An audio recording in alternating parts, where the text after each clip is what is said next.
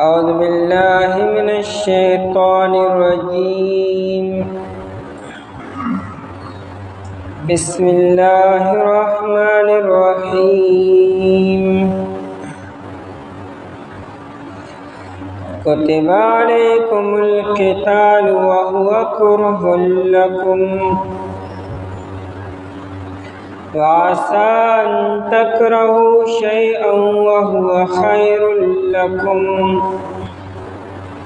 وعسى أن تحبوا شيئا وهو شر لكم والله يعلم وأنتم لا تعلمون. كتب عليكم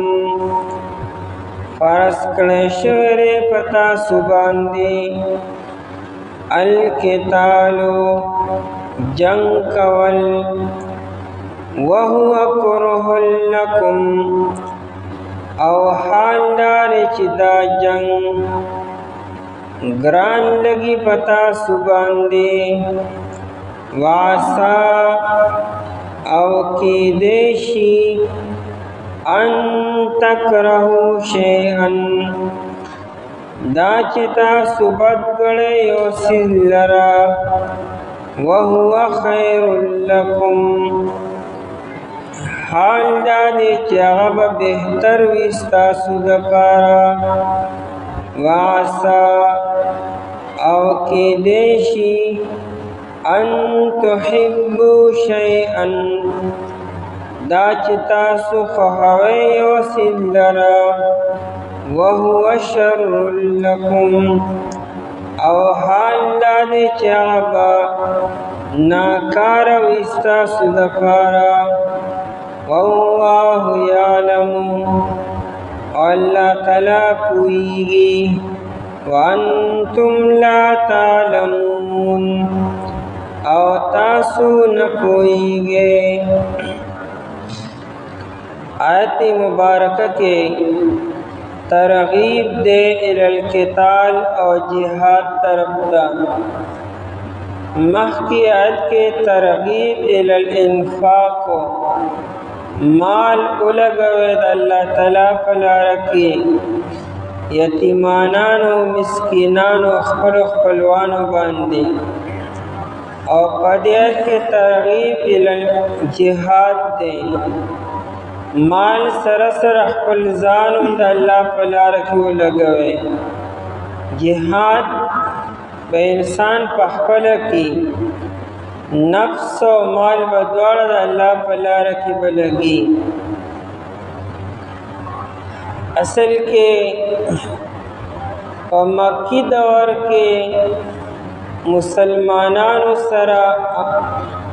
امارت او اجتماعیت نو. د جهاد دپاره دو خبرې ضروری دي، یو امارت او دویم اجتماعیت.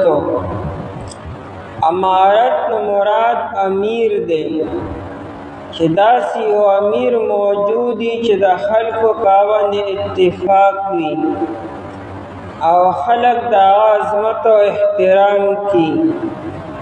او دا هر خبر باندې آمین وایي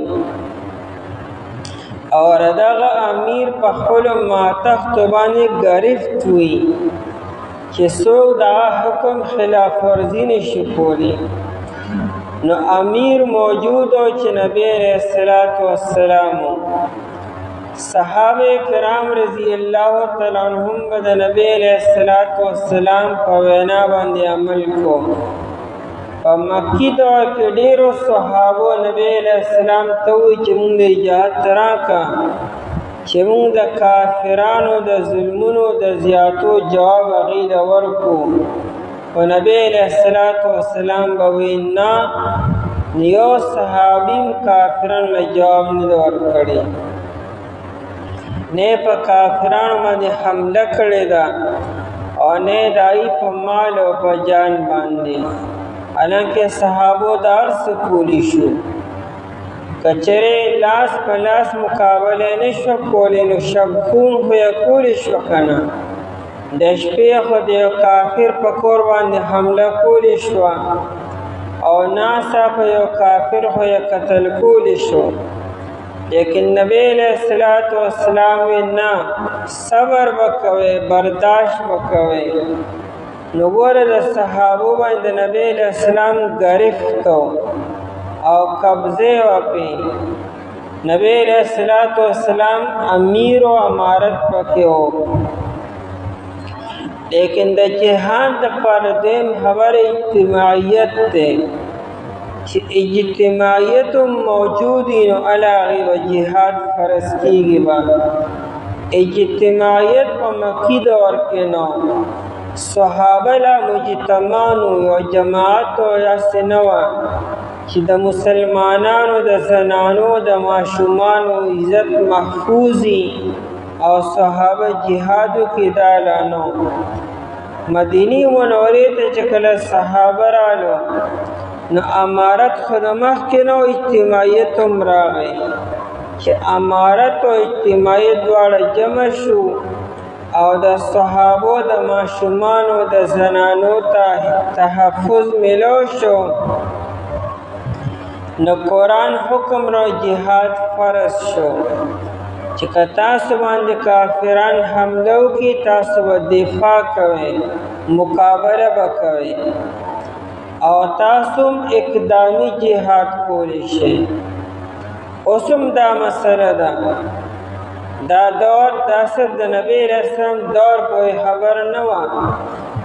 جهاد دپاره او د امیر ضرورت ده، امارت او اجتماعیت پکار ده. امیر نه مراد یو جماعت امیر نه ده مرادو چې ځان سړی او مشر کی. امیر کې د امارت صلاحیتونه بیا پکار دي چې دا په خپل ماتحت دومره قبضه وي او هول وي چې هغه تن بیا سزا ورکولی شي. که د اجتماعیت د اصولو نه څو خلاف ورزي وکړي او د امیر د حکم نه خلاف ورزي وکړي نو چې امیر سر دومره قوت او طاقت او قدرت وي چې خپل ماتحتو کې او تن سزا ورکولی شي نو علاغه به جهاد کیږي. او کنه داسې خبرني خلکو په مشوره یو تن جوړ کړي لیکن دا غدونه اثر ترغیب ورکی نه د جهاد حکم نشي جاری کولو نه دا په نگرانی کې سو جهاد کولی شي. د اجتماعیت او امارت دواړه مدینه منوره کې راغلو نو قرآن حکم راځي جهاد فرض شو. جهاد بیا په دوه قسمه ده، یو اقدامی ده بل دفاعی ده. دفاعی جهاد دی ته وایي چې کافران د مسلمانانو په ملک او په علاقه باندې حمله وکړي بیا جهاد فرض عین شي چې په کم کلی باندې، په کم علاقه باندې او په کم ملک باندې کافرانو حمله وکړه دا ملک په اوسیدونکو باندې د کافرانو دفاع مقابله کو دا فرض عین ده. هر تن به دا کار کوي. بیا او کچره کافرانو حمله نه کړي، کافران په خپل ملکونو کې دي او مسلمانان رالګي او په کافرانو باندې حمله کوي دیتا اقدامی جهاد ویل کیږي. دام جهاد حکم شته ده او دا فرض کفایه فرض عین نه ده. نبی علیہ الصلوۃ والسلام دواړه کړی دي، غزوه بدر او غزوه احد او غزوه خندق. دا درې واړه چې شوي دي په دې کې کافرانو په مسلمانانو باندې حمله کړې ده. دا دفاعی جهاد صحابو دفاع کړی ده.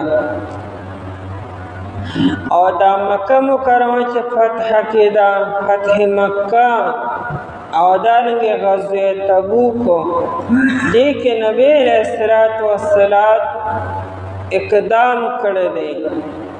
مکی مکرمه ته تللی دی او هلته کې رومیانو سره د جهاد اراده کړې، تبوک ته ورغلی دی. دا اقدامی جهاد دی. ډیفنس یو وار او اوفنس یو وار دا دواړه په اسلام کې شته دی. دلته قرآن کریم وی چې تاسو باندې جهاد فرض کړی شوی دی، کافرانو سره قتل و قتال فرض کړی شوی دی. خو بیا خبره کی چې جهاد په ظاهره خبره معلوم لګي، جانم لګي، سفر پکې کیږي، کور به پریږدي، بچي به پریږدي، بیبي به پریږدي، خپل آرام و راحت به پریږدي. او بیا په جهاد کې د جان نظرانه پیش کې به یا به قتل کیږي یا به زخمی کیږي او یا فاتح شي. همها دا خبرې ورسره دي، مشقت پکې سیوا دی. او انسان طبعی طور باندې آرامدہ او سہولت پسند دی. هر انسان داوی چې امن و امان دی وي او سہولت پسندی دی وي او راحت دی وي، مشکلات دینی، پریشانی دینی، تکلیف دینی، دا د هر انسان دا طبیعت او فطرت دی.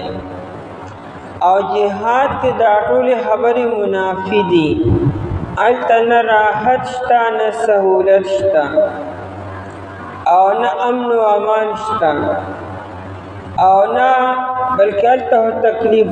تکلیفونه دي. نو انسان طبعی طور باندې جهاد نه خوښوي. چیرې جنگ دینی نو ښه خبره ده. نو قرآن کریم وی کیدې شي تاسو یو څیز خوښوئ چې داسې پکار دی، سهولت پکار دی، امن و امان پکار دی، راحت پسندی پکار ده، لیکن دا به ستاسو لپاره ښه ني، نتیجه به یې ښه ني. او تاسو به یو څیز نه خوښوئ، لکه مثال قتال او جهاد شو چې تاسو کلی کې نو ښه خبره څه به سفر کو، دا خبره تاسو نه خوښوئ، لیکن په دې کې ستاسو لپاره خیر دی. نو تاسو په خپله فایده او نقصان نه پوهیږئ او الله تعالی ستاسو په فایده او په نقصان باندې پوهیږي. نو لہذا خپل ځان الله ته حواله کړئ، په الله تعالی باندې باور وکړئ، اعتماد وکړئ. الله تعالی د چا بد نه خوښوي، الله تعالی چا سره دوکه نه کوي، او الله تعالی چا سره بددیانتي او خیانت نه کوي. چې د الله تعالی حکم راغی نو بیا پې مینو او عمل وکړئ. د حکمتونو د مصلحتونو تپوسونه مو دا ولې او دا څنګه د حکمت پرېږده دا خبرې، بس چې الله تعالی حکیم ذات دی او د حکیم ذات هیڅ یو کار د حکمت نه خالی نه وي او پای کې سراسر فایده بندګانو وي. دا څومره حکمونه چې دي د شریعت څومره دي، په دې کې د الله تعالی ذاتی فایده نشته چې ګنې د الله تعالی ذات ته پکې فایده را، یا ګنې د الله تعالی بادشاهي ورسره سیوا شي، یا ګنې د الله تعالی ذات ورسره لوی شي ګنې، یا ګنې د الله تعالی درجات یا هېڅ هم داسې نشته. په دې کې سراسر خیر دا د انسانانو د بندګانو دی. دا ډېرو خبرو په حکمتونو باندې مونږ پوهېږو، دا ډېرو باندې مونږ نه پوهېږو. په دې حکمتونه مونږ ته نه دي معلومه، بس انسان د الله تعالی په ذات باندې باور وکړي، اعتماد وکړي چې بد الله تعالی حکم دی. الله تعالی چا سره گپ نه لګي، چا سره مذاق نه کوي، خوشطبعي چا سره نه کوي، هر یو کار د حکمت نه ډک دی. نو بس مونږ ته حکمتونه نه دي معلوم چې د الله حکم دی، عمل وکړو مونږه. کتب علیکم القتال، دا کتب لفظی معنی لیکل شوی، کاتب لیکون کې ته ویل کېږي. دا کتبه اصل کې لفظي معنی جمع کولو دی کاتب تا کاتب دی حروف را جمع کی الفاظ را جمع کی کتیبه لخکر توی لخکر تا کتیبه ولی وی دام را جمع کرشوی وی خط چکل دیولگو دا مکتوب شو ایت دا مکتوب ولی وی دیم جمع کرشو الفاظ دی را جمع کرو حروف دی را جمع کرو نو کوتبه فرض کړی شوی دی اسی معنی لیکلی شوی دی او کما خبره چې ولیکلی شي دا پخه شي او مضبوطه شي او فرض حکم ته مضبوط حکم وي دیکھ انسان تا گنجائش نہیں دے انسان تا پکی اختیار بھی دا فرض حکم دے دیکھ تا تا اختیار نہیں گنی ثواب دے پکی یا گنی مباح دے نا لازمی دے دا کار بخا محاکن ذکر کتب منا فرض کلیشو دے علیکم پتا سبان دے القتالو جنگ کولو دا جنگ کول پتا سبانے فرض کړی شوی دی دا جنگ کول مراد چې خپلو کې جنگونه وکړي ګنې پلار او زوی یو بل سره ونښلي او ښځه خاوند یو بل سره ونښلي او ګاونډیان یو بل سره ونښلي او قوم او قبیله نه دانیا دي القتال مراد قتال الکفار کافرانو سره جنگ کول پتا سو باندې فرض کړی شوی دی وهو کرہ لکم د جهاد دا حکم تدریجا ناغلی دی لومبے کی حکم را چې کم کافران پتا سو باندې حمله وکړي تاسو به دفاع کوئ یعنی لومبے کی حکم د دفاعی جهاد راغی بیا وروسته حکم د اقدامی جهاد مرشد سے اقدامی جهاد کول شي وهو کرہ لکم او حال دار چې دا جنگ کول کرہن ناگوارے توی او گران توی لکیگی یو دے کرہن او یو دے کرہن قرآن کے دادوار لفظنا استوی کرہن راغلے دے کرہن راغلے دے خو فرق دے پاکی کرہن اغا گران کار توی چے پتا باندے سوک زبردستے باندے ہوتی یو خارجی عوامل تا باندے مسلط شی دیو طاقت یو حکومت یا یو زورور انسان پتا باندې یو کارو کی اتی نکے خود مجبورین او کی تا کرہن ویلی کیگی اگر قرآن کریم ہوئی چکل اللہ تعالی اسمانون و ازمکا پیدا کرو نو دیتے ہوئے احتیاطوغن او کرہن اے ازمکو اسمانونو دا اللہ حکم با پورا کوئے نو پا خوشحالے سر بے کوئے کنا و نا خوشے سر بے کوئے نو کالتا آتینا طائعین زمک و اسمان سو اندی پا خوشحالے سرکو نالتے گورا کرہن نا وردے انہی دا اللہ تعالیٰ رترم پتا میں زبردستی دا و زور دے کوئے بے خامخام نو دا بار دا طرف نے چکتا وی زبردستیو شی ہوتی او کار کے تکرہن ویلی کیگی او یو دے کرہنو کرہن دی توی چی دا انسان خپل نفس اغا غواری چی دا کار دیو شی اگر چی ناگوار دی او گران دی و دا انسان دننا دس جذبات را بیدار شی چاہوی دا کار کول پکار دی لکه د زنانه په خېټه باندې چې حمل وي نو قرآن کریم دایره پرې حمایته امه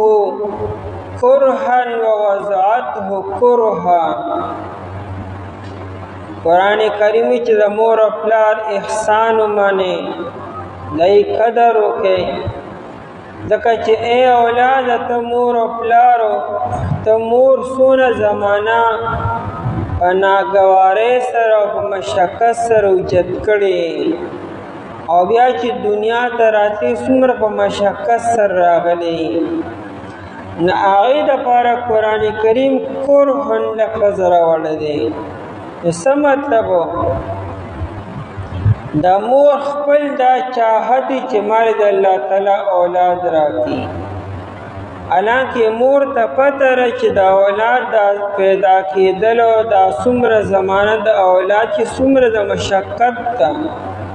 او څومره تکلیفونو د بیمارو ده او د ازمایښونو ده او د هغې باوجود خپل طبیعت دا دی او تقاضا دا ده او چاهت ده چې الله پاک یې ماله اولاد راکړي او که د یو زنانه اولاد نی نو هغه څونه خفه او څونه دعاګانې څومره وظیفې او څومره منښتې وغیره کوي حالانکه هغې ته د تمامو تکالیفو د مشقتونو ښه احساس دی چې اولاد سره څونه تکلیفونه تړلي شوي لیکن بیا هم هغه دا غواړي نو د هغې د نفس تقاضا دا ده چې باوجود د مشقت نه او باوجود د ناګوارۍ او د ګرانۍ نه کرهن ذکر راوړی دی دلته هم قرآن کرهن وي وی تاسو د شریعت حکم منئ مسلمانان یې چې د الله حکم دی کوبې خامخا لیکن طبیعت هم هغه څیز نه خوښوي تاسو یې که چېرې آرام او سهولتو نه ښه خبره ده د دې نه بغیر که الله تعالی داسې انتظامات کړي وي چې جنګ نه وي شوي نو ښه به وه وهو کرهن لکم او حال لري چې دا جنگ دا ګران لګي په تاسو باندې ناګوار لګي په تاسو باندې او د ناګوارۍ مراد طبیعت ستاسو داري عقلا نه طبعا بلکې د شریعت هر یو حکم چې دی د رمضان دا روزي آسان کار دی نیسل سو په دې سخته ګرمۍ کې دا سار مانځله په ژمي کې فاضل آسان کار دی په یخو اوبو د آسان کار دی سو یا د دومره ستړي سره لمونځ کول آسان کار دی یا د شریعت نور احکامات والے دا په ظاهر کې منل آسان خو نه دي خو مونږه باوجود د مشقت نه باوجود چې د انسان هغه طبیعت نه مني چرن داسې نوې سهولت نه خبره لیکن د هغې باوجود مونږ یې کوو ځکه عقلا یې منو عقل زمونږ د هر څه خبرې مني چې دا شریعت حکم دی نو طبیعت اگر چې رو نه مني خو رو طبیعت بیا آماده شي نو هغې سره عادت شي وهو کرهن لکم او حال دار چې دا ناګوار وي او ګران لګي لکم په تاسو باندې دا کرهن په معنا د مکروهن سره دی لکه خبزن په معنا د مخبوزن سره خبزن روټۍ ته وي دې ته دا روټۍ وي دا پخه کړی شوي وي په معنا د مخبوز سره وعسا ان تکرهو عسا کیدی شي یعنی شاید ان تکرهو دا چې تاسو بد ګڼئ شیئا یو څیز لره نساو طبیعت نه خوښوي طبعا تاسو نه خوښوئ لیکن هغه وهو خیر لکم حال لري چې هغه بهتر به وي ستاسو لپاره تاسو به یو شی نه خوښوئ لیکن هغې به ستاسو لپاره ډېر خیر وي کم انسان بیماری خوښي کم انسان ازمایښونه خوښي کم انسانو لیکن بیماری هم راځي ازمایښونه هم راځي سخت حالات هم راځي او دې کې د انسان لپاره بهتري وي، ډېر بهتره دي، د دنیا په اعتبار سره، د آخرت په اعتبار سره. نو په ظاهره کې انسان نه خوښي، لیکن دې د انسان لپاره بهتري ده. دې مثال داسې دی، یو انسان بیمار دی او دې ډاکټر له راغی، هغه ورته ستن لګي، نو په ستن کې تکلیف هم دی، هغه له ترخه دوايي درکړي، هغه دوايي څه خوږه خو نه ترخه وي، نو طبیعت خو نه مني چې ما له څوک ستن ووهي، او طبیعت خو نه مني چې ترخه دوايي دې استعمال کړم، لیکن نتیجه د انسان فایده کې ده، صحت ملاویږي، نو انسان سره د ناګوارۍ خوري مو اسکي مو.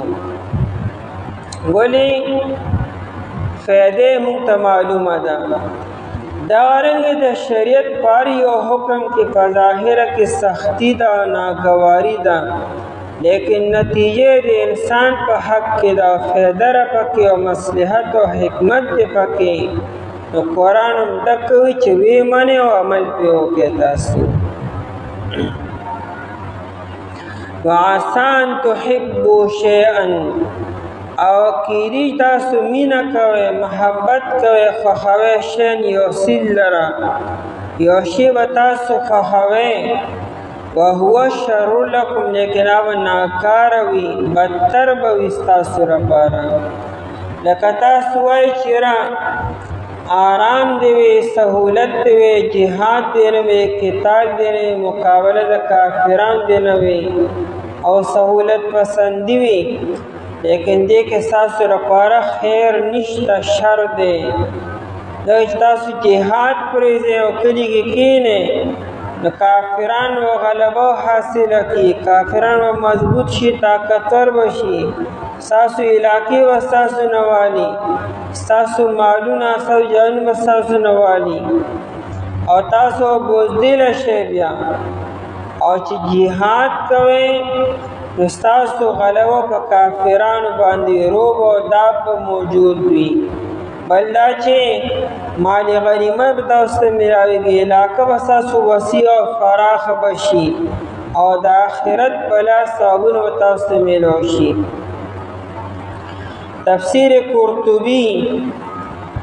امام قرطبی د اندلس دی، دا اندلس و ہسپانیہ دی علاقے دے. دلتا کی مسلمانانو 800 سال حکومت کرے دے اندلس. آغا طارق ابن زیاد دا زمانے نا امام قرطبی کی لکلی دی ودی مثال زمونگ علاقی دی اندلس دے. ویچکر دمونگ دا علاقی خلق و جہاد پری ہو دو، او د اسلام د بقا او د سربلندۍ خبرې پرېښودې، بیا هغه زموږ علاقې د کافرانو لاس لړې، او زموږ هغه څه ختم شو، تنزل لاغې، زوال لاغې. نه هغه د 800 کاله حکومت ولې ختم شو؟ اخیرانی بادشاہ ابو عبداللہ آغا فردیناندوس د خپل ملکې ایزابیلا سره 2 لاک لښکر راوستلی، او دا 800 سال حکومت د هسپانیا او د اندلسو. ابو عبدالله فردیناند ته وی د مقابلې نه مخکې راځي چې شطرنج وکړو. که مونږ شطرنج وګټو نو یو کال به ته بیا حمله نه کوې، یو کال پس بیا حمله کوې، او که چېرې تا وګټو نو زه به تاله بیا جزیه درکوم چې څونه ته وایي. دا د مسلمان د بادشاہ د حال شطرنج کې دونه ماهر و. نو ابو عبدالله فردیناند دواړه په خیمه کې کېناستو او شطرنج شروع کو. د مسلمان بادشاہ شطرنج ته شراب و کباب باندې مسلط و. لګیا او مقابله دو ګټله. هغه جشنو چې گویا کې ملک فتح کړی دی، دا دمامی والی شي او دا کیل کو او سس دا جشن او دا ارسو شو ځکه مسلمانو بادشاہ گیم وګټو او فردینانډ ته آینده کال بیا راځي با او تحفې تهای بلاشي پیش کړی شو. دا د مسلمان دا حال دا چې په شطرنج باندې گیمونه ګټلو. فردینانډ د میدان شهسوارو آبادی خبرو څه پوهېدو. هغه خبره چې په 2 جون باندې یا 2 جنوري باندې هغه د 800 کالو کوم حکومت ابو عبدالله په خپله په مجمع کې هغه چابیانې کېښودې د قرطبه او دارنګې د غرناطه او هغه فردینانډ ته په ګفټ کې حواله کړو. نو امام قرطبي دغه خبره وي چې کله دې جهاد پرېښود دا حال چې موږ ملک خپله یې ته حواله کړو. بیا قرآن وهو شر لکم حال دا چې دا به ناکاره وي ستاسو لپاره. ممتاز مفتی کتاب دی لبیک دغه سفرنامه ده. قدرت الله شهاب سره په حج کې و. ممتاز مفتی وی چې ما دعاګانې د حرم شریف کې د طواف دوران کې نو قدرت الله شهاب زمانہ تپوس کو چې دا سرسدي لاس کې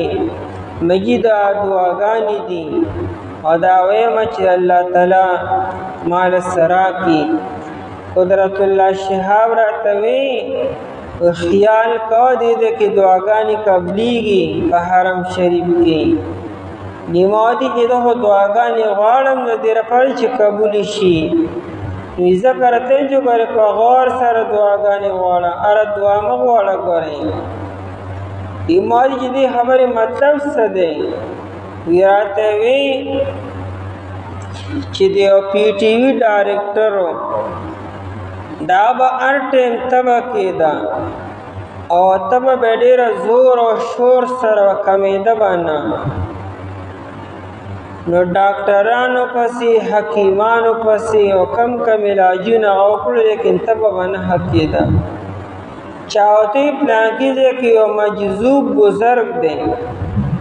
آغا لڑچا دا دعاو کی دی آغا پسی لڑو آغا مجذوب بابا دی جی دعاو کئی چی ما دا تب خشی بس آغا لاس سچت کرو خدای تب خکی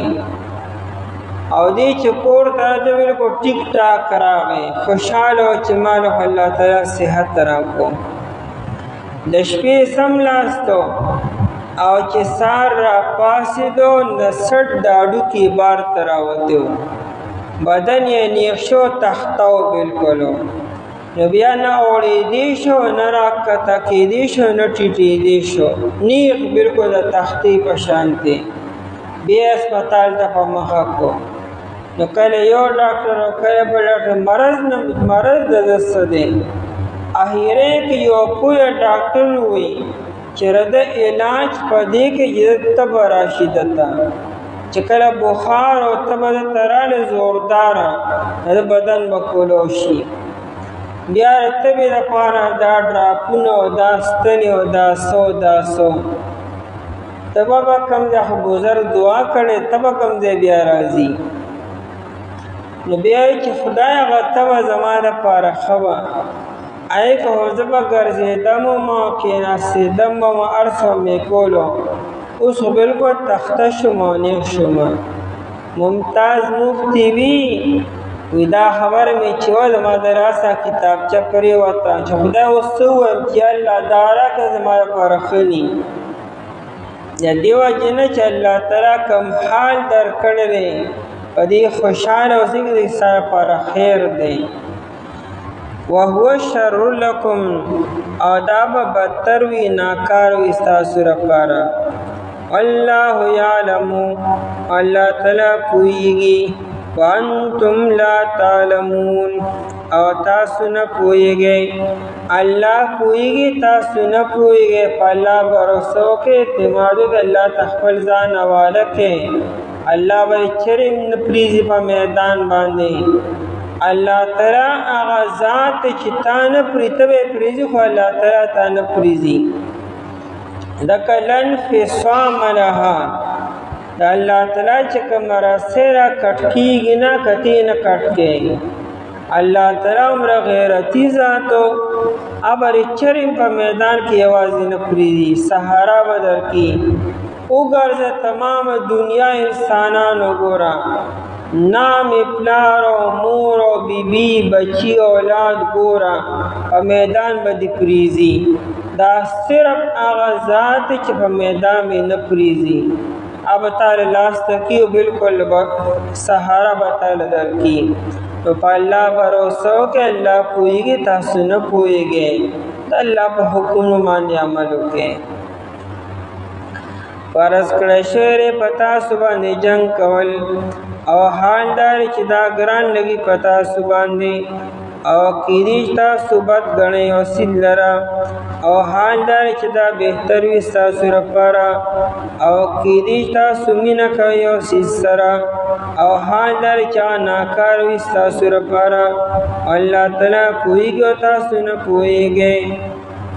اعوذ بالله من الشیطان الرجیم بسم الله الرحمن الرحیم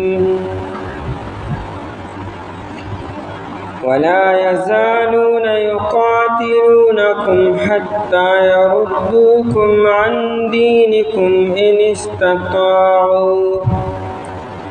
ومن يرتد منكم عن دينه فيمت وهو كافر فأولئك حبطت أعمالهم في الدنيا والآخرة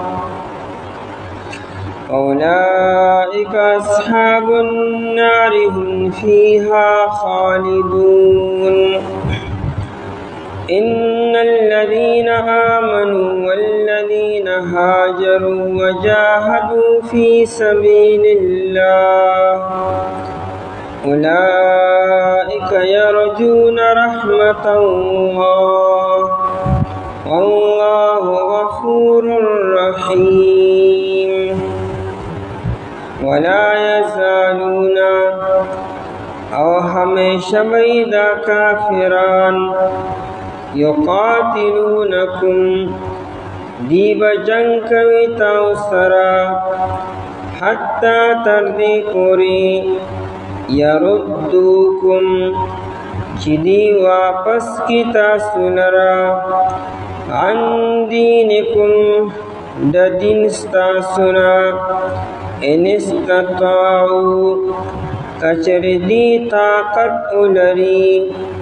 ومن یرتد او سوک چی واپس شی منکم دستا سنا عن دینه دا دین خفلنا فیمت فستی مرشی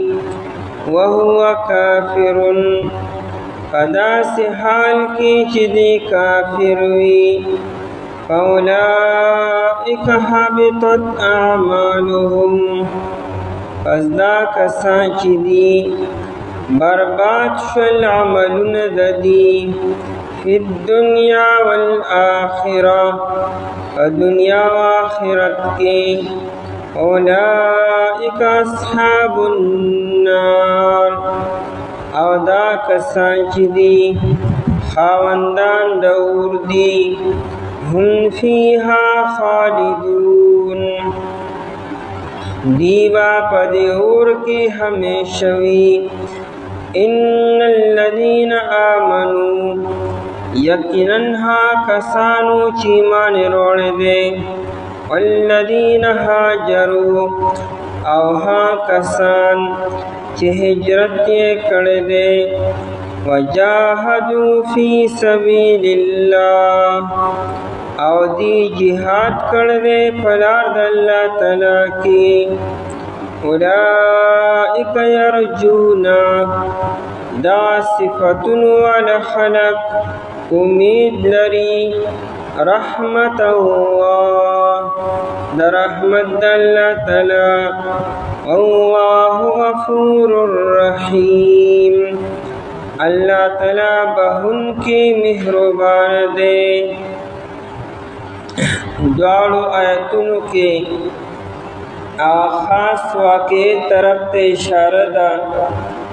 چې د غزوه بدر نه 2 میاشتې مخکې نبی علیہ الصلوۃ والسلام د 12 صحابه کرام رضی الله عنهم یو سریه ولېږله نخلی مقام طرف ته چې دا طائف د مکی مکرمې په منځ کې ده او مقصد د دې سریې دا و چې تاسو به د مکې والو په نقل و حرکت باندې نظر ساتئ او د اطلاعات په مدینه منورې ته رالېږئ یو غزوه وي یو سریه وي پیغمبر علیه السلام په کوم جنگ کې چې په خپل شرکت وکړي هغې ته غزوه ویل کېږي او چې نبی علیه السلام پکې په خپل شرکت ونه کړي او صحابو یو ډله ولیږي نو هغې ته سریه ویل کېږي دا سریه وه او دا لومړنۍ سریه وه چې نبی علیه السلام لېږلې وه دا جماد ثانیه وه د دې حضراتو نه په غلطۍ سره ابن الحضرمي قتل شو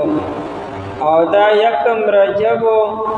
د دې خیال دا و چې دا غنې د جماد ثانیه 30 تاریخ دی او دی 2 کسان سر گرفتارم کړو حکم بن کیسان او عثمان بن عبدالله او غدرک سلورم ملګری نوفل بن عبدالله تختید هغه مکې مکرمې ته لړو کافرانو ته وی چې دا شان صحابه کرام رضی الله عنهم باندې حمله وکړه ملګری قتل کو او 2 کسان بوتلو کافران رالو مدینه منورې ته د خپل 2 ملګرو د خلاصولو دپاره او نبی علیہ السلام ته شکایت وکړو چې تاسو مسلمانان د اشهر حرم خیال نه ساتئ رجب شروع شوی ده او رجب د هغه میاشتو نه ده چې په دې کې جنگ او قتل و قتال منع دی د ابراهیم علیه السلام د زمانې نه چونکې غلطي شوې وه به هر حالو او تر دغه وخته پورې دې حرمتم یعنې منسوخوالم لا نو راغلی نبی علیہ السلام دغه 2 کافرانو فدیه د دې نه واخسته او دې ورسره پرېښودلو او د ابن الحضرمي دیت نبی علیہ السلام مکې والو ته حواله کو الله جل شانو دا 2 آیتونه نازل کړو یو چې کافرانو کوم شکایت کړو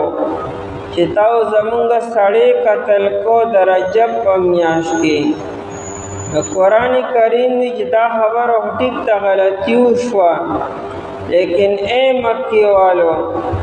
تاسو چې کومې غلطۍ کړي دي اوس هم کوئ هغه غلطۍ تاسو نه ښکاري چې تاسو خلق د الله تعالی د لارې نه منې کوئ د اسلام نه او ظلمونه او زیاتي کوئ او تاسو نبی علیہ السلام او صحابه د مکې مکرمې نه وباسل په هجرت او مجبور کړو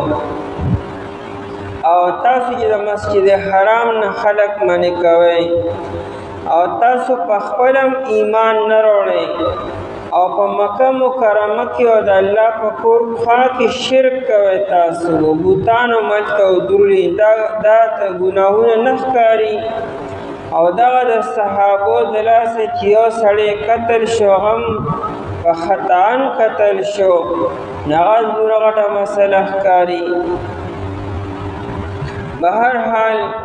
قرآن کریمی چې دا حدیدیو کې وس نشته دی،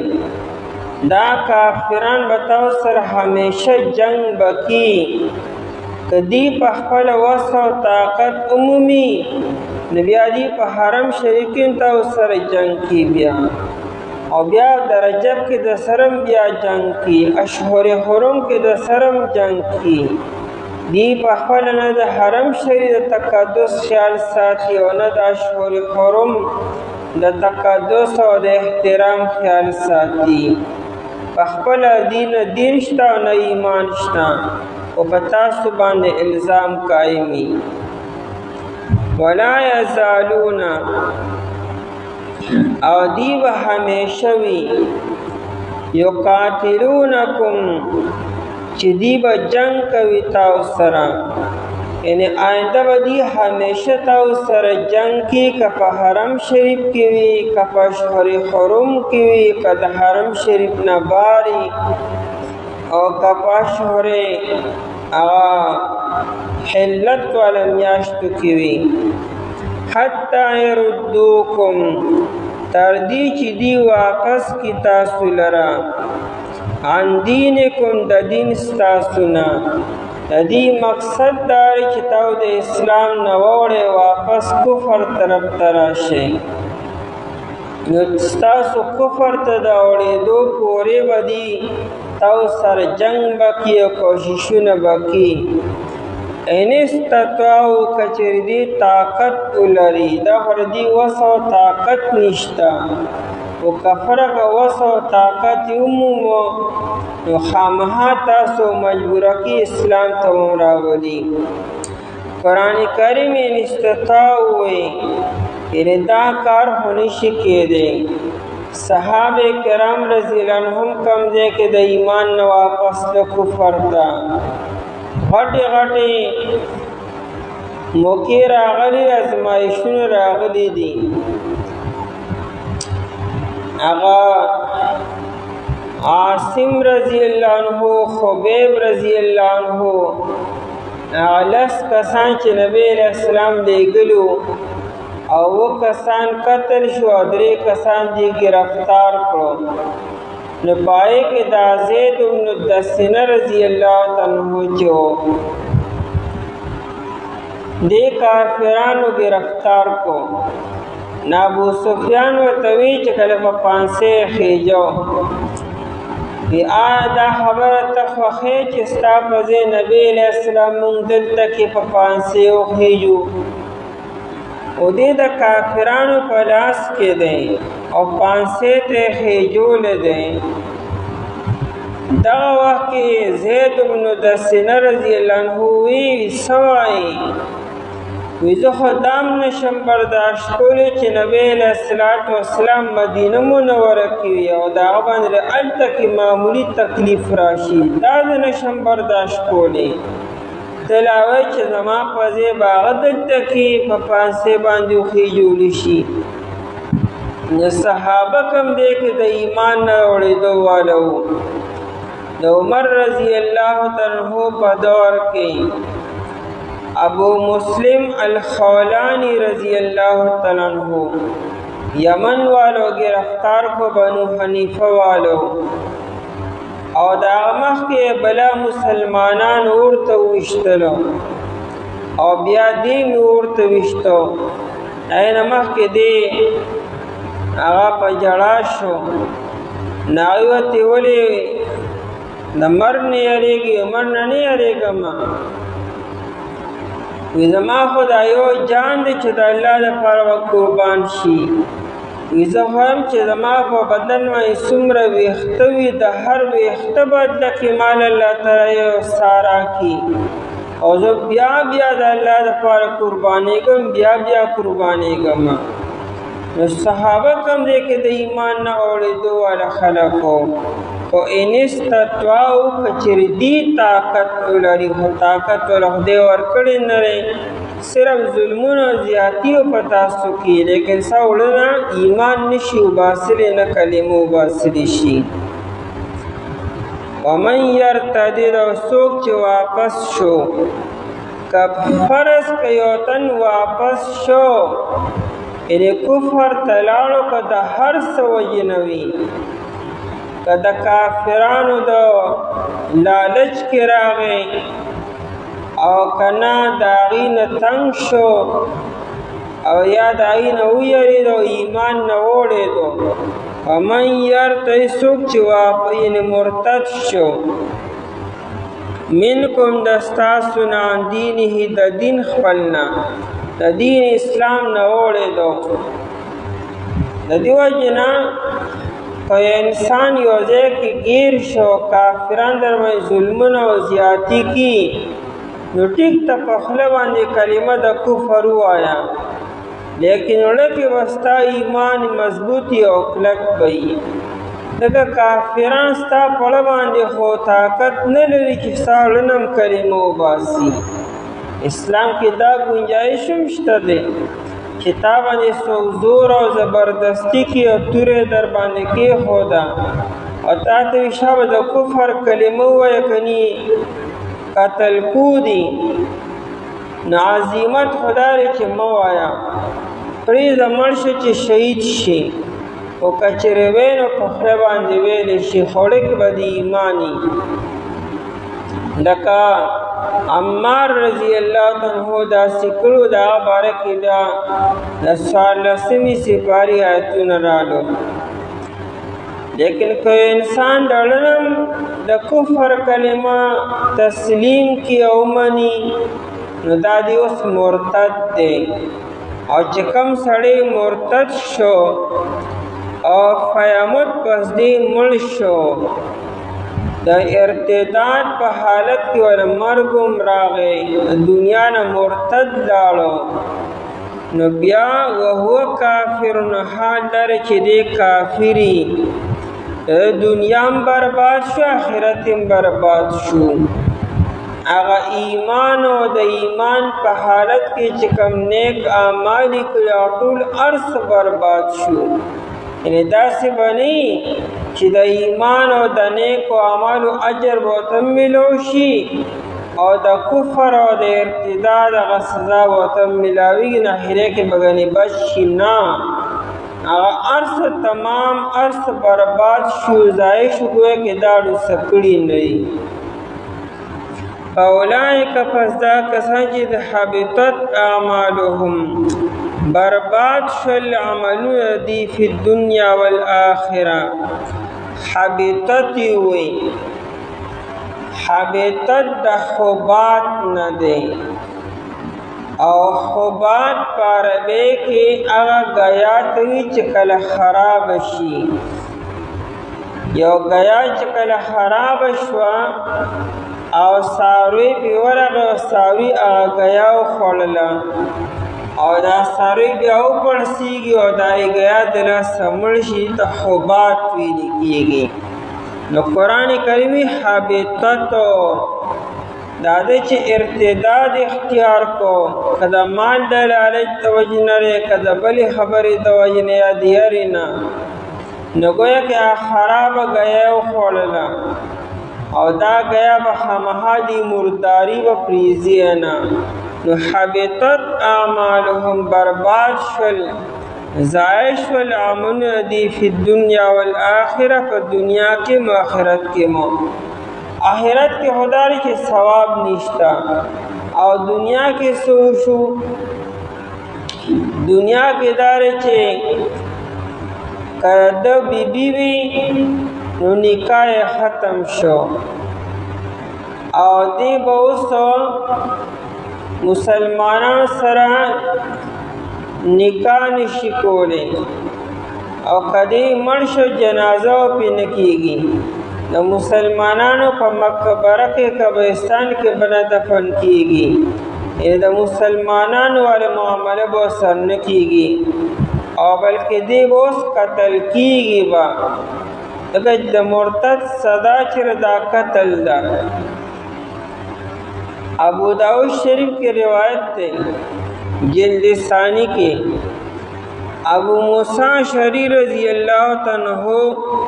نبی علیہ السلام یمن ته ولېږو. ادعا د گورنرو.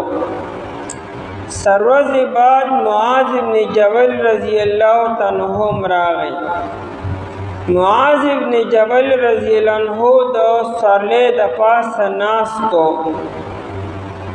نو ابو موسی اشعری رضی اللہ عنہ راکوز شي او تکیه خودا. د سرلې د پاسه وکتل چې مخامخ یو سړی د تړلی شوی دی. دا څوک دی؟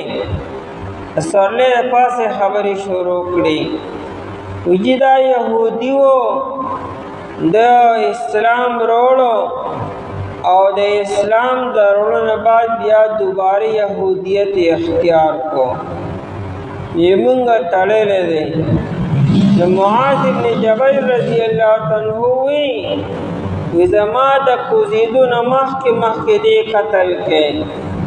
ځکه دا د الله تعالی او د الله د رسول فیصله دا ده. ابو موسی اشعری جی خیر دې که نه قتل وي تاسو خو راکوز خوشې که نه قتلو یې هسې مو. وی نه زما د راکوزیدو نه مخکې به کړو دا کار وکړه دې قتل کې. درې پیرې معاذ ابن جبل رضی اللہ عنہ دا خبره وکړه او د هغه د راکوزینو مخکې هغه یهودي قتل کو. ابو داود شریف کې دا روایت دی چې اصل کې دې 20 ورځې مخکې مرتد شوی و او دته ابو موسی اشعری 20 ورځې موقع ورکړې وه خو د ایمان نه راوړو. بس پای دا موقع باندې بیا قتل شو. د دې وجه نه مسله دا ده امام ابو حنیفه رحمت الله علیه وی که یو مسلمان نعوذ بالله مرتد شو بل دین اختیار کو نو دته ووایه چې لکه ایمان نه وړه واپس ایمان قبول کا. نو که انکار وکړو نو فوراً یې قتل کړي. یو ټایم مه ورکوئ. که دی وی چې ماله د سوچ موقع راکړي. که دا مرتد په خپله مطالبه وکړي چې ماله د غور او فکر موقع راکړي بیا وله 3 ورځې مهلت ورکړي. که 3 ورځې کې د سوچ او فکر وکړو بیا هم د ایمان راوړلو بیا یې قتل کړي. خو دا به صرف نارینه زنانه به همیشه لپاره بس وي جیل کې واچوئ. دا به پرېږدئ نه، یا به مړه شي مرداره به شي په جیل کې او یا به ایمان نه وړي. خو دا امام ابو حنیفه سوي او دا نور امامان وي چې نه ښځه او سړی یو برابر دي. که ایمان نه وړي د ښځې نه هم سر قلم کوي او سړي نه هم سر قلم کوي. ځکه بخاري کې روایت دی نبی علیہ السلام فرمایي من بدل دینه فقتلوه. چا چې خپل دین بدل کو یعنی د اسلام او د ایمان نه یا بل دین ته واړېد او د قتل کې پرېږدئ مه. اولئک حبطت اعمالهم. پس دا کسان چې دی برباد شولو عملونه دی فی الدنیا والآخرة په دنیا کې او آخرت کې. البته که دا مرتد بیا ایمان نه وړي نو دا ده چې د ارتداد نه مخکې کم نیک اعمال کړي وي اب ورته واپس ملاویږي او که نه اب ضایع شو. د ارتداد نه مخکې چا کم نیک اعمال څومره کړي دي نو اب ورته بیا واپس ملو شي او که نه نو نه هغه ټول اعمال ضایع شو. اوس چې کله دی دوباره مسلمان شو د دې نه پس به د حساب کتاب کېږي. امام ابو حنیفه رحمت الله علیه وی قدره مرتد کېدو نه مخکې حج کړی دی نه هغه حج باطل شو. کله چې دی نن مسلمان شو د دې نه پس که د سره پیسې نو حج پې دوباره بیا فرض دی بیا به کی حج او که نه غریب دی سر نشته بیا هو غریب باندې اسیم حج نشتا او که کله مسلم د مر نه مخکې مال راغی نو حج به دوباره کی بلکې تر دې چې نعوذ بالله یو سړی د ماسپښین لمونځ وکړ او پسې فوراً مرتد شو او مثال نیمه گھنٹه بعد او گھنٹه بعد بیا دی دوباره مسلمان شو امام ابو حنیفه دا ماسپښین بیا دوباره کی وسو ځکه د ماسپښین ټیم ناشتا او دی اوس مسلمان شو او دا مسل چې کله یو کافر مسلمان شي او د ټیم یې د مونځو نو دغه وخت دا مونځ په ده باندې فرض شي نو په دم د ماسپښین مونځ اوس فرض شو نو دی د ماسپښین مونځ دوباره به کي هغه مخکې جګه خو ضایع شو د ارتداد د وجې نه او امام شافعي رحمت الله علیه وی چې نه دغه مونځ یې بس شوی دی او د ماسپښین مونځ پې نشته دی او هغه وایي چې نه به دغه مخکې حج شوی دی نو بل حج پې نشته دی اولئک اصحاب النار او دا کسان چې دي خاوندان د اور دي اصحاب جمع د صاحب ده ملګري ته وي ملازم ته وي دې ملازم ته ملازم ولوي تا سره اټم یو ځای لګېدلي وي نو اصحاب النار یعنې ملازمو النار دی اور سره لازم ملزوم دی به دی چې کوم دی کړی هلته به اوري او اور چې کوم دی کړی هلته به دی وي یعنې دی او اور به د یو بل نه جدا کېږي نه هر ټیم به یو بل سره لګېدلي وي اصحاب النار خاوندان د اور دي هم فیها خالدون او دی او په دې کې همیشه وي مکه مکرمه چې کله فتح شوه نبی علیہ السلام دی او 1200 کسانو د قتل اډر جاری کو چې دی قتل کړي پدې کې 8 سړیو پدې کې دا یو عبد الله بن ابي سرح دی مرتد شوی و او دا بیا ډېرې ګستاخۍ کړې وې نبی علیہ السلام د نوم هغه چې دی قتل کړي چې کوم ځای کې مومي عثمان ابن عفان رضی الله عنه دله پناه ورکړه په خپل کور کې د صحابه د پسې ګرځېدل خو لیکن دی لاندې نه کو بیا عثمان رضی الله عنه دی راوستو نبی علیہ السلام حرم شریف کې ناستو او دی راوسته پټي او د نبی علیہ السلام مخې ته ودرو او ورته ځان په خپل پناه غواړه د نبی علیہ السلام ما خو دې پورې بچ کړی دی نبی علیہ السلام ته مخې ته ودرېدو او دیوی جی ما سره بیعت وکړي نبی علیہ السلام داسې بره وکتلو او بیا یې ښکته وکتل او د بار وجي ما سره بیعت وکړي نبی علیہ السلام 3 پیرې بره کتل او ښکته به یې کتل 3 پیرونه بعد بیا نبی علیہ السلام زه ټیک ته کېنه او د ایمان هم قبول کو بیعت یې ورسره وکړو یا نبی علیہ السلام صحابو ته وی ناسو کسانو ته چې اما کان فیکم رشید پتاسو کې څوک هوښیار انسان نشته دی چې ما کله دته بره وکتل او ښکته مې کتل مطلب دا چې زه ولې امن نه ورکوم نو خو کتلې کې نو تاسو د ما 3 پیرو ښکته کتونه هم تاسو اندازه وانغسته چې دې قتل کوي د صحابه کرام رضی الله عنهم ورته وایي چې یې مونږ ته څه پته وه تاسو مونږ ته اشاره ولې ونه کړه اما وی او ما او مأت بعینک توجه مونږ ته سترګه والې وکنه چې بس قتل کې مونږ به قتل کړو نبی علیہ السلام فرمی چې لا ينبغي لنبي دیو نبی د پر دا جایز او مناسب ندی ان تكون له خائنة الاعین چاغری د سترګو په ګوټ کې چا سر خیانت وکړي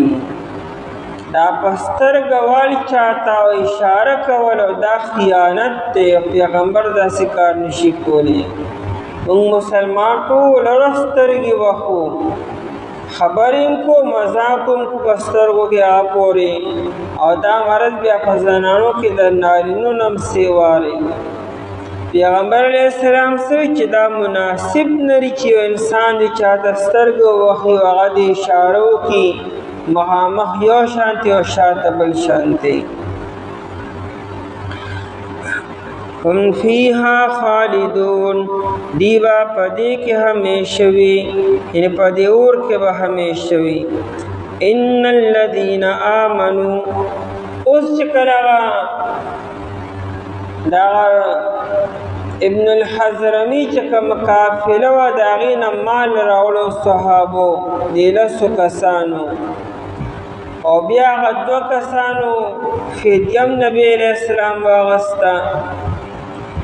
نو پای کې پنځم حصه د نبی علیه السلام کې د خمس و نو کله چې دا کافرانو خبره وکړه صحابو سره غم شو چې دا مونږ نه ګناه وکړو او دا مال غنیمت به الله قبول کړي او کنه او زمونږ دا سریه قبول شو کنه الله پاک اجر راکړي او کنه راکړي الله تعالی د آیت مبارک نازل کو چې دا غلسو کسانو دا جهادم قبول دی ردی را سفرم قبول دی او ردی دا مال غنیمتم قبول دی او د نبی علیہ السلام د پر پنځم حصہ غسلم جایز دی او د دو کسانو فدیه د کافرانو فدیه غسلم جایز دی ان الذين آمنوا بیشکا کسانو چې ایمان وروړي دي ان عبد الله بن جحش رضی الله عنه دا ملګری دی ایمان نه وروړي دي والذین هاجروا اوا کسانو چې هجرت یې کړی دی هاجروا هجران هاجر یهجروا هجرن هجرن هغه د وصل ضد دی جدا کېدل او پرې ښودلو ته وي هجران دا ضد د وصال دی جدای ته ویل کېږي هاجرو چې دی هجرت کړی دی یعنی ترک وطن یې کړی دی خپل وطن یې پرېښود دی د الله دپاره دې ته هجرت وي وجاهدوا دی جهاد کړی دی فی سبیل الله په لار د الله تعالی کې دا هاجرو یې د جاهدونه مخکې کو دغه هجرت صحابو مخکې کړو او د جهاد حکم رستو راغلی دی اګوره ان الذين آمنوا وهاجروا وجاهدوا یو نوی بیا والذین هاجروا انا کی معنی داسې معلومه ده چې ان الذين آمنوا وهاجروا وجاهدوا چې کوم کسان ایمان نه وړي هجرت کړي او جهاد کړي بیا والذین آمنوا وی او والذین هاجروا اشاره دې طرف ته ده چې دا هجرت او دا جهاد گویا کې مستقل ځان له یو عمل دی اگر چې د ایمان نه بغیر قبول نه دی خو د ایمان نه بعد دا مستقل ځان له والذین هاجروا ویلو دا د هجرت او د جهاد اهمیت طرف ته اشاره ده چې گویا کې دا ایمان سره برابر عمل دی جاهدو د جاهدن جاهدا یو جهاد دی یو جهاد دی چې د جیم زبر شي جهاد پارویک اصل کې الارض صلبتو اغزمکی دی چې اسمه کلکوي د ګټې په شانتي د جهاد ویل کېږي دی جهاد ته جهاد ولوي دام د کلکې او د هغه مضبوطې ځمکې باندې څنګه چې ګرځېدل ګران دي او کار کول ګران دي، دا شان جهاد هم ګران کار دی، آسان کار نه دی. اولئک یرجون رحمت الله. نو په دې لسو کسانو کې دا درې واړه صفتونه شته، دی ایمان هم راوړی، دی هجرت هم کړی او دی جهاد هم وکړ د الله په لاره کې. دا کسان چې دی یرجون رحمت الله، دی امید لري د الله تعالی د رحمت او د مهربانۍ، یعنې دا هر څه دی الله تعالی د رضا دپاره وکړو. یرجون وی امید به ساتي، ځکه دنیا کې چاته هم دا پته نشته چې زه به جنت ته خامخا ځم، نو د الله په فضل باندې او د الله تعالی نه به امید ساتو.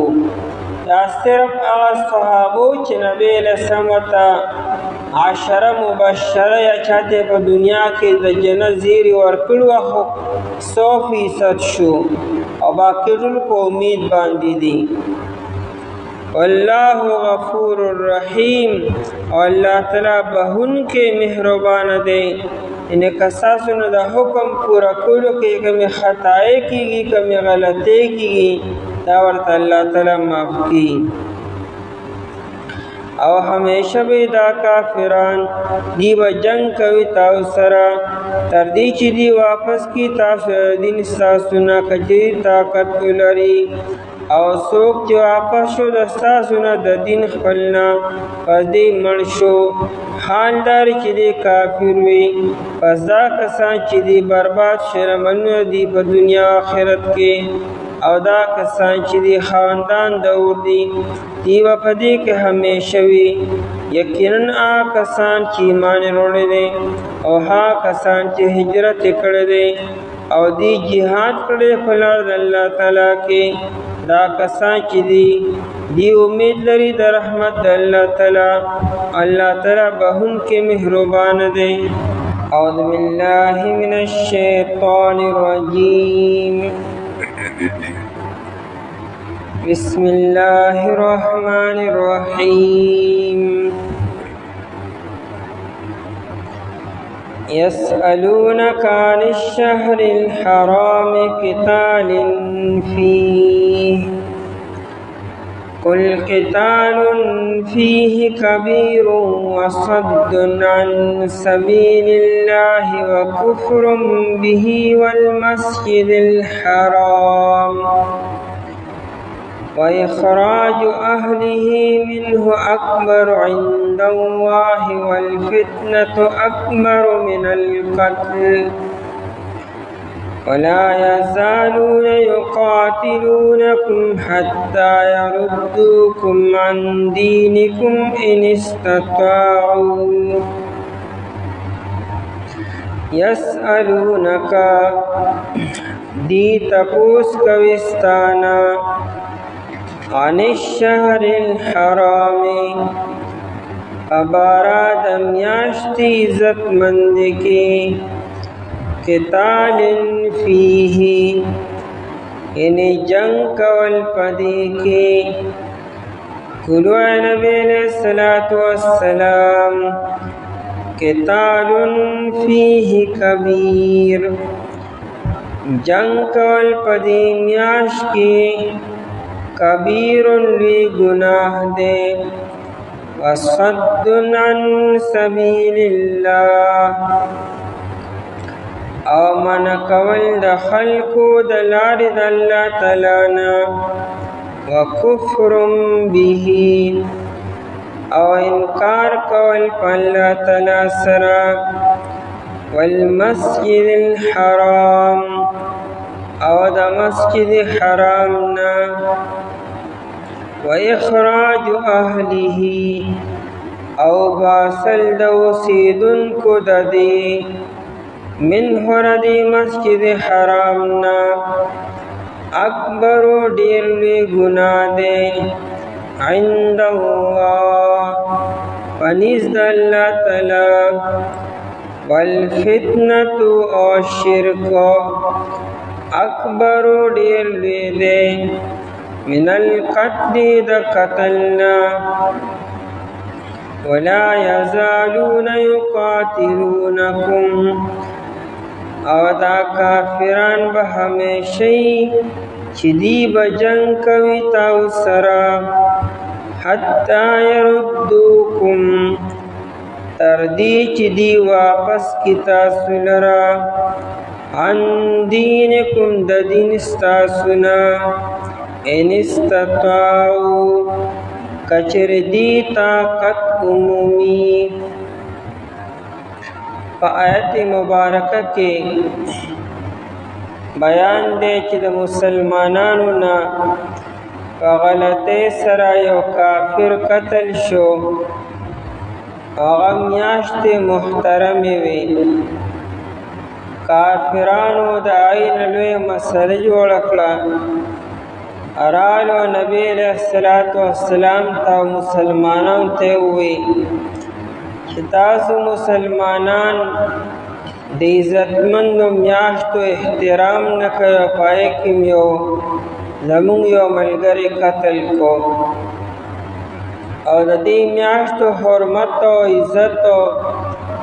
دا د ابراهیم علیہ السلام د زمانې نه را روانو او تاسو ځان ته د ابراهیم علیه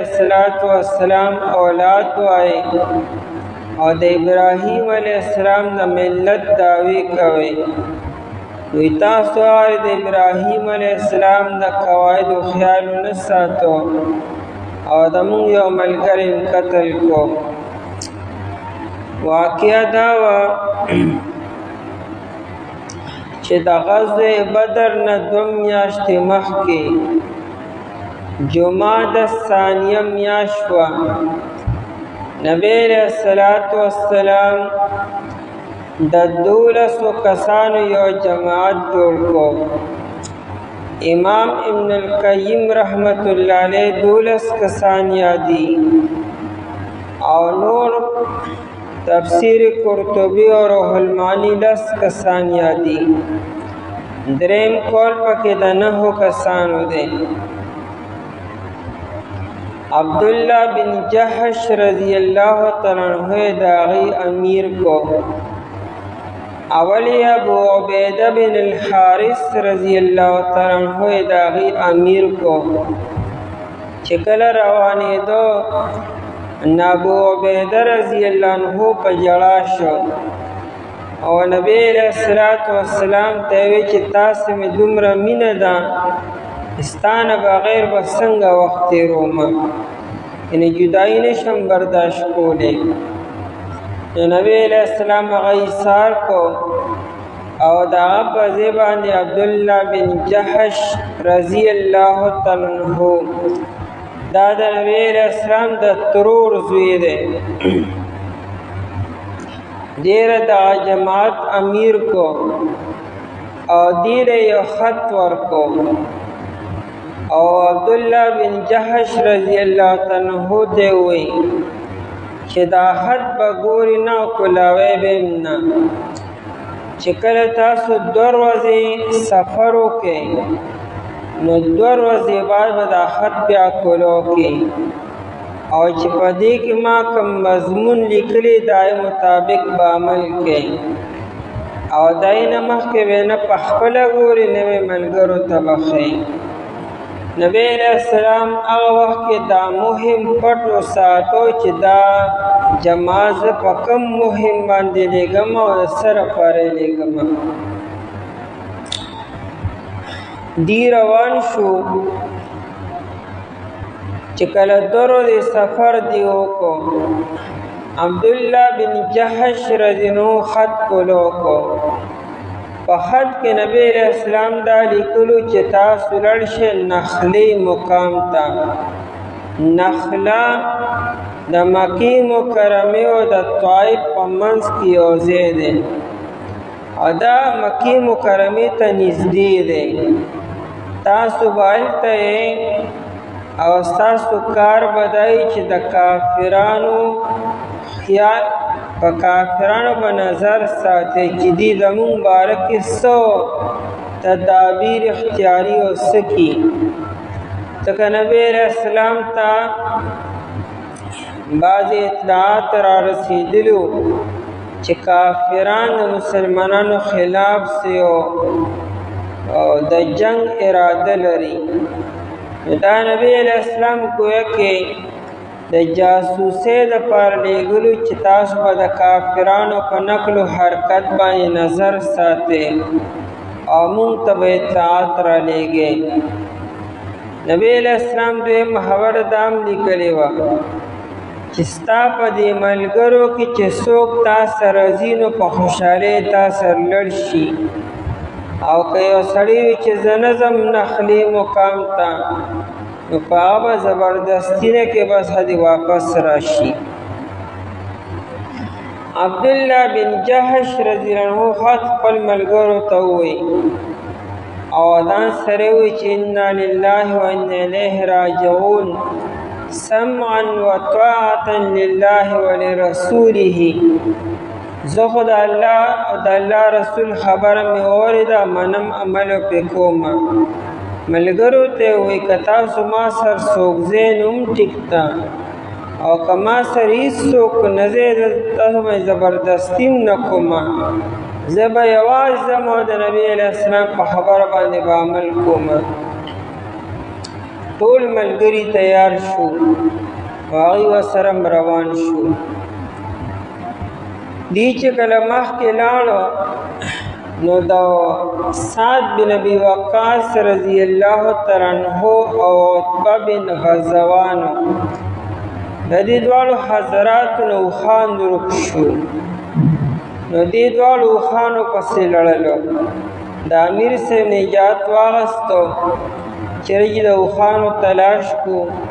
هغه ته یې لړ شئ. دی اوښانو پسې لړو، باقي 8 کسان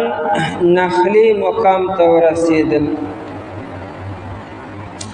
چې دی کله نخلي مقام ته ورسېدو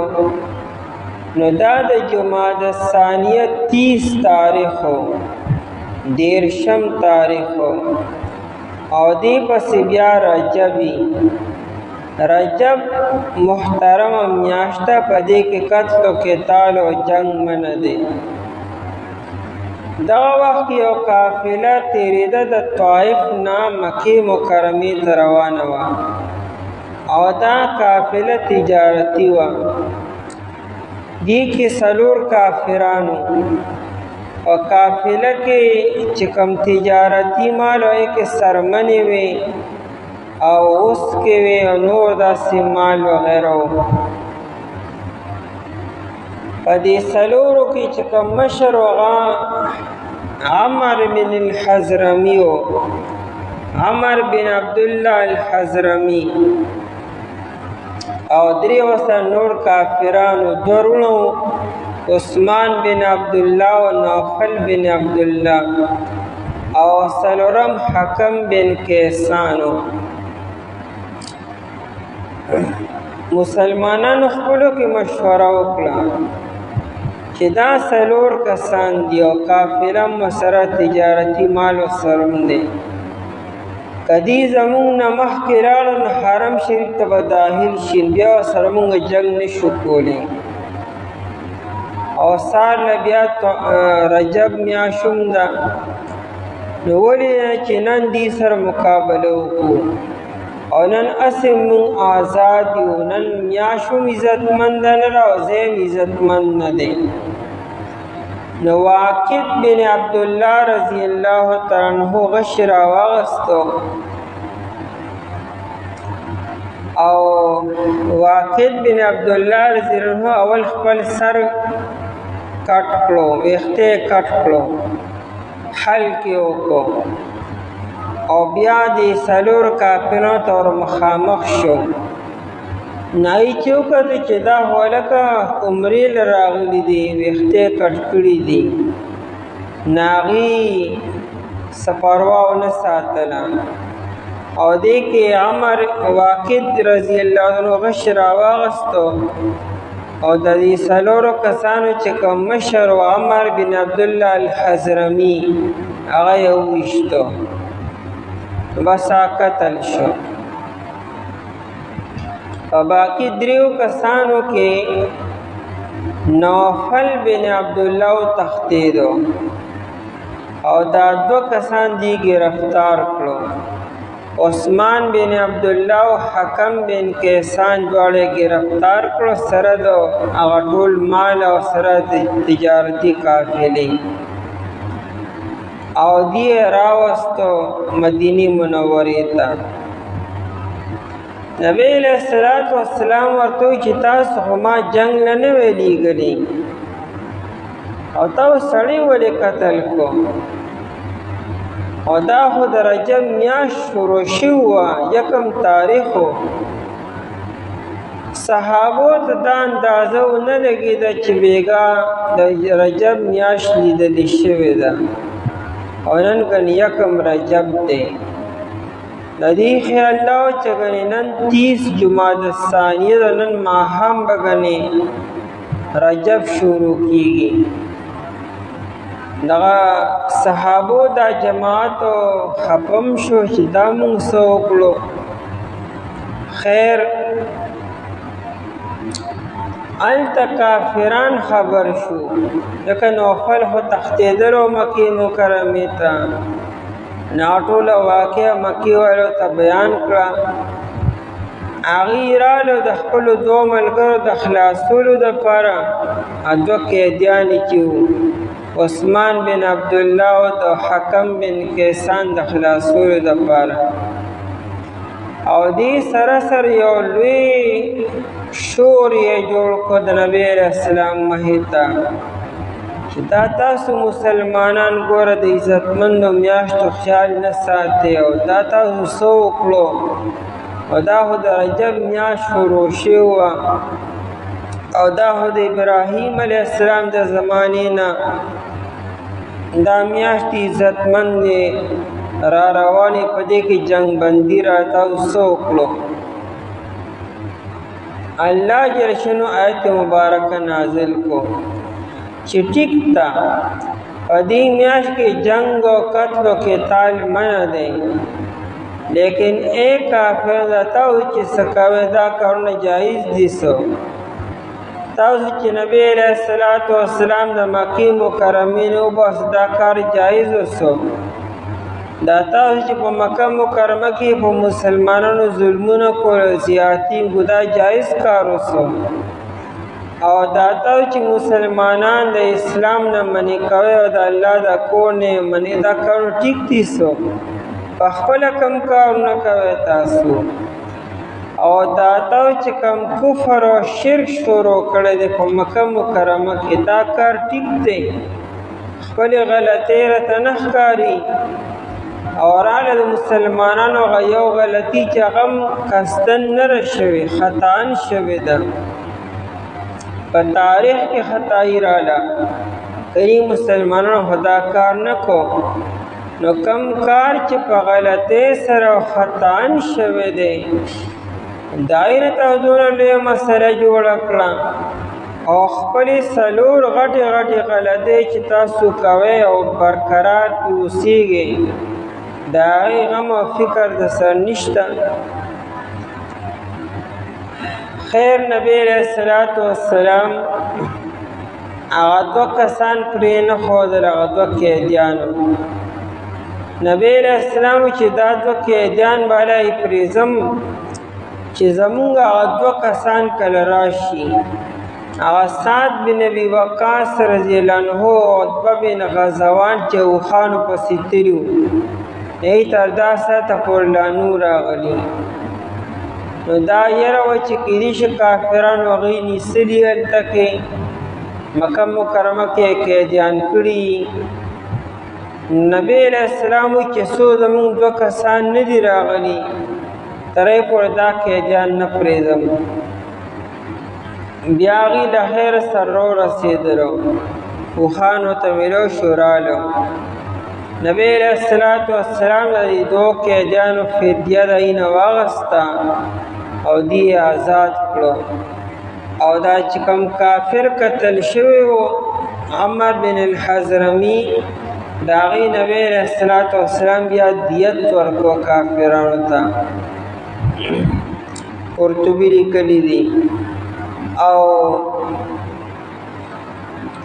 هغه چې کوم دوه کسان خلاص کړو او یو چې کوم مکې مکرمې ته تښتېدلو په دې درو کې بیا الله تعالی حکم بن کیسان ته د ایمان دولت نصیب کو د بیا ایمان وروړو وروستو او دی بیا د بیرې مغونه کې بیا شهید شو هغه دوه کسان عثمان بن عبدالله او نوفل بن عبدالله دا دواړه وروڼه وو په دې کې دواړو ته ایمان نصیب نشو عثمان هلته مکه مکرمه کې مردار شو او دا نوفل چې نو دی راغلو غزوه خندق په موقع باندې نو دو یو تیز رفتار اس وسرو د ډېره منډه وواله چې د خندق نه دی بل طرف ته راوړم لیکن هغه خندق ته ونه رسېدو په خندق کې کته پرېوتو او سټ اعلان ته راغی مردار شو اسې مړ شو دی مړ شو یا کافرانو د لاش ته وصولو دپاره ډېرې غټې پیسې ورکولې چې دا لاش مونږ له راکړې نبی رسول دا خبیث نجس لاش ته په دې مونږ څه کوو په دې مونږ پیسې نالو هغه دغه شان دا لاش وله ورکړو آیت مبارکه کې دې مضمون بیانېږي یهودو ډېر غټو خوشحاله اظهار وکړو هغوی وی جنګ شروع شو ځکه دا لومړنۍ سریه وه او لومړنۍ یو قسم جنګ شوی دی د دې نه 2 میاشتې بعد بیا غزوه بدر بیا وشو نو یهودو وی واقد وقدت الحرب هغه لومړنۍ غشي واقد رضی الله تعالی عنہ وشتو نو واقد معنا اور بلون کی د واقد لفظي معنا اور بلون کی یو د واقد نا وقدت الحرب یور بل شو سو نو یهودو چې اوس به د مسلمانانو او د کافرانو مکې جنګونه به اوس شروع شي ځکه اور بل شو بنیاد کېښودلی شو او دا عمر بن الحضرمي چې وی عمر معنا دا عمرت الحرب وی جنگ به همیشه عمر د عمر نه دی عمر ډیری وی جنگ به یو ورځ نه ډیر زیات جنګونه به دې منځ کې اوس کېږي او حضرمي چې دی وی حضرت الحرب او جنگ حاضر شو نزدیم شو ډیر ان قریب جنگ کېدو واله دی او بیا 2 میاشتې بعد غزوه بدر بیا وشوه تفسیر قرطبی لیکلی دی وی دا لومړني امیر عبدالله بن جحش رضی الله تعالی عنہ دا نبی علیہ السلام لومړني امیر مقرر کړی دی او دا لومړني قتل دی د کافرانو چې وشو عمر بن الحضرمي لومړني کافر قتل شو په د اسلام او د کفر منځ کې او لومړني غشي واقد بن عبدالله رضی الله عنه وشتو یسألونک دی تپوس کوستانا پدغه چې کوم مال غنیمت راغی کوم سریه را واپسو نو دې کې عبدالله بن جحش رضی الله عنه پلار وی چې بای دا چې کم مال مونږه حاصل کو د دې 15 حصہ نبی علیہ الصلوۃ والسلام ته ورکو او دا باقی سلور حصے به زمونږی حالانکه تر دغه وخت پورې لا حکم نو راغلی چې د مال غنیمت څومره حصہ به چاله ورکوي خدا عبدالله بن جحش رضی الله عنه د خپل ځان نه وی چې 15 حصه نه خمس چې دی دا به نبی علیہ الصلوۃ والسلام ته ورکو او باقی هر څه به زمونږ وګور بیا اسلام کې یعنی بیا قرآن آیت نازل کو وَاعْلَمُوا أَنَّمَا غَنِمْتُم مِّن شَيْءٍ فَأَنَّ لِلَّهِ خُمُسَهُ مال غنیمت کې چې کوم مال تاسو حاصل کې په جنگ کې دای 15 حصہ د نبی رسول الله والسلام دی یسألونک دی تپوس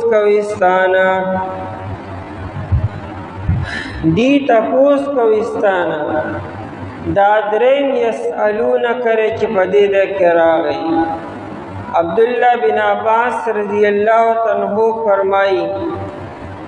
ما د نبی علیہ السلام د صحابون بہترین خلق نے دلی دلی دی د نبی علیہ السلام نے دیار لس سوالات کری دی اور دیار لس سوالا قرآن و حدیثن و ذکر کرو یسألونکا دی تپوس کوستانا دی بارک دلتم یسألونکا دی تپوس کوستانا عن الشهر الحرامی فبارد میاشتی عزتمند کی سالور میاشتی عزتمند دی ډول میاشتی عزتمند دی خو مطلب دا دی چې په دې څلورو میاشتو کې جنگ او قتل او قتال منو ابراهیم علیه السلام د زمانې نه تر نبی علیه السلام تر زمانې پورې دې کې دا درې میاشتې یو بل پسې دي ذوالقعده ذوالحجه او محرم او دا یو میاشت شوال رجب او دې کې ډېر خیر عرب ټول قبائلی نظام اکثر با دی من کی جگڑے باوے قتل و قتال باو نو دی با سفری پا دی میاشتو کی کولی ذکر تمام عرب و بردی میاشتو احترام کو پا دی کی بے جنگ و قتل و قتال بے نکو پا دی درو میاشتو کی ودی سفری کولی نو امن و امان باو او پر رجب کې بم دی سفر کولی نو دی تپوس کوستانه د عزتمند میاشت بارکه نو د عزتمند میاشت سبارکه تپوس کې نو قتال فیه دا بدل دی ان جنگ کول پدی عزتمند میاشت کې څنګه دی نو قرآن جواب کی قلوه نبی علیہ السلام قتال فیہ کبیر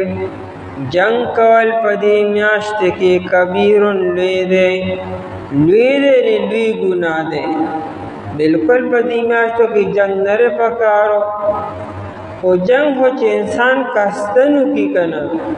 دا خطان شوے دے غلطی شوے دا پا تاریخ کے غلطی وشوا دا سے مسلمانوں کستن خدا کار نہ کڑے خو خیر قرآن ہوئی چی دا جنگ کل بالکل لی گناہ دے او دا حکم منسوخ شوے دے ان دا سالور میاشتو احترام و عزت منسوخ شوے دے او دا کان دولس میاشت یو برابر دی او دا نسخ پس سر رالا دا قرآن ایت وقاتل المشرکین کافتن طول کافران سر جنگو کے او یادا چې د نبی علیہ السلام د عملنا د دې منسوخ والی راغلی دی نبی علیہ السلام غزوه تبوک او د رجب په میاشت کې کړی دی او دارنګې دا ثقیف والو سره حنین والو سره چې کوم جنګونه شوي دي دا په دې عزتمندو میاشتو کې شوي دي نو نبی علیہ السلام بیا ردی هغه عزت هغه منسوخ کو او د کان 12 میاشتې یو برابر دي وصد عن سبیل الله. کافران خو دغه یو خبر راوچته کړه، قرآن وی تاسو کې څلور مرضونه دي